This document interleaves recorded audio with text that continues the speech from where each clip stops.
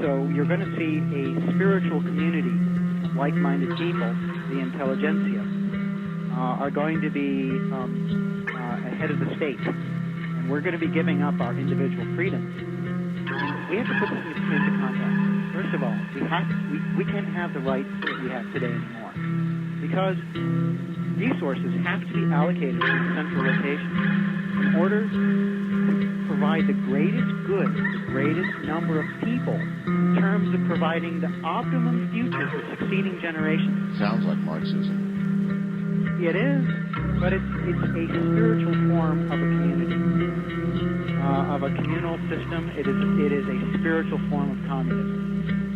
But you can't call it Marxism, because there are some amendments, there are some loopholes, if you will, that allow certain freedoms based upon how dedicated you are to the system. So you're not becoming a hypocrite by climbing the ladder within the system. You're rewarded certain freedoms that you wouldn't normally have. Remind you of the old days when we still had the experiment of freedom in the West. So you don't see much of a democracy. Democracy daughters. It's failing. You see more. Well, I mean, the communists certainly had favors for the party elite, and that's what you're saying will always be. Well, yes, only this is going to be different because it'll be in the open. And it will be an integration of the West and Eastern ideas of what a government should be. But again, you have to put it in the context of a dying Earth. We're doing this, and this system is created out of necessity. And I'm saying right now, we can avoid World War III if we go to a one-world government. If the United States government... I'm sorry to cut you off, Art. No, that's all right. I mean, do you see this as a benign dictatorship? Or would you not venture that word benign? I would say it's a type of leadership that, and I've looked at this carefully, it's a very kind leadership, and it's also very unkind leadership to those who betray the ideal of providing an optimum future for succeeding generations. If you break the rules, we're going to remove the chip from you. It's not going to give you one opportunity. You're going to be deprogrammed and then resocialized. And if that doesn't work, then the chip is going to be removed from you, and we're going to make you starve to death. You're going to be put outside the system. And you can't pass because of future terrorist problems. You're only going to get worse. Because of future security problems, you're only going to get worse. Resources are dwindling. This is the core of everything. Overpopulation is the problem of everything. And how will this new world structure address the problem of overpopulation? My favorite question, and I wish we had done it 20 years ago.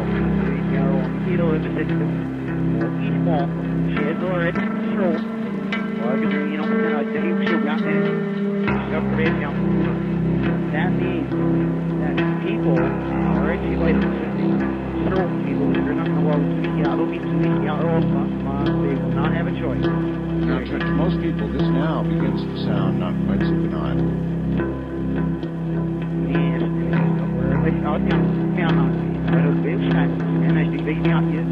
The person, by the way, he was on amphetamine. It was their super victory drug, if you will, to motivate the troops.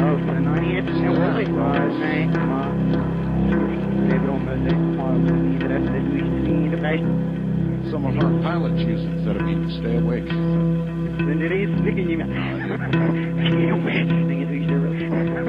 mean, you can see it in his flute and his voice and everything. He's definitely burning brain cells. He's destroying his brain cells. He eventually has a stroke as a result of using these drugs. And he was combining with heroin, or opiates, if you will.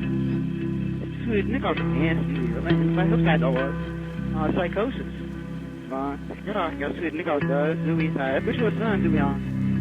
Probably had some sociopathic tendencies.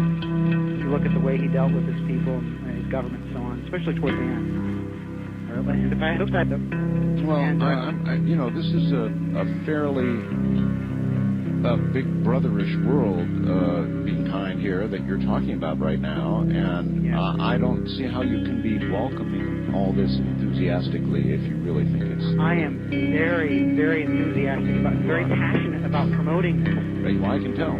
Yes, because it's our only hope of providing a future for our children. We need to buy time. We've got to buy time, and we've got to provide Lucifer is behind all of this. Lucifer is not, that's not the name of this thing. It has 72 tones, 72 frequencies. Its name is actually a song. So I will be screaming to, please don't take my 666 chip, right? If you don't have the chip, don't eat. That's right. Period. And that's how we control the masses. And the masses have to be controlled because the experiment in freedom produced a dead Earth. Out of necessity. And we're talking about this early because many people are in a state of denial now. You know, I actually do have kind of a chilled feeling that what you're saying,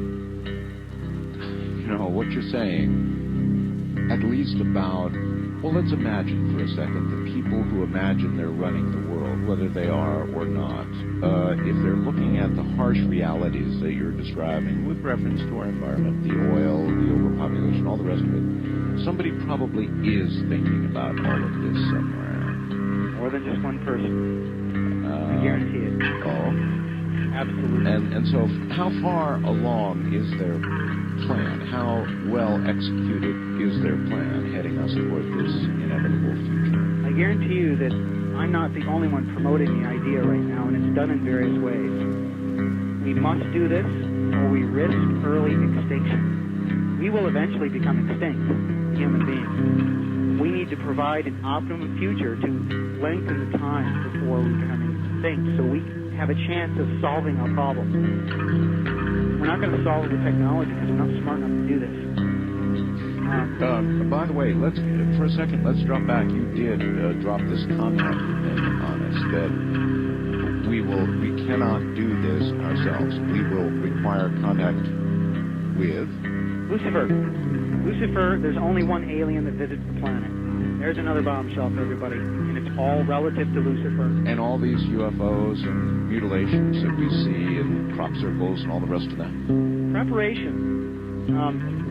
We're looking at the same cycle that had occurred during the time of Noah. Noah was carried over with approximately 200,000 people. And we see the same situation occurring again. But something's wrong. We need to make contact with our progenitor because something is desperately wrong. And by the way, one of the first signs of contact, I've been working on this project for years now, is a 3 dancing orange balls of light in a triangular pattern. I call it the xenotransdimensional beacon.